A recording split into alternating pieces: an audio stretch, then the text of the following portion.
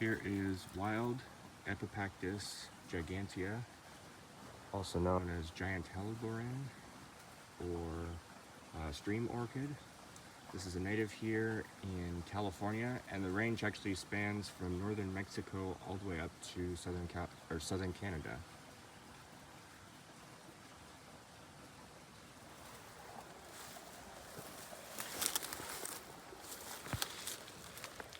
Here's what the inflorescence looks like before it blooms. So just a few days early.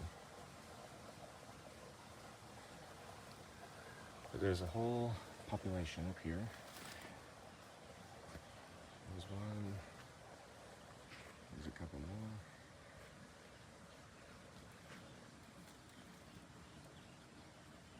And they are a deciduous orchid, so they'll die back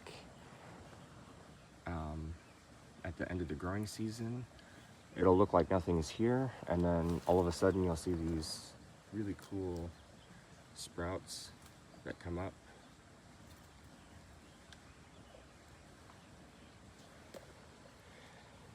Epipactis gigantea. Ready?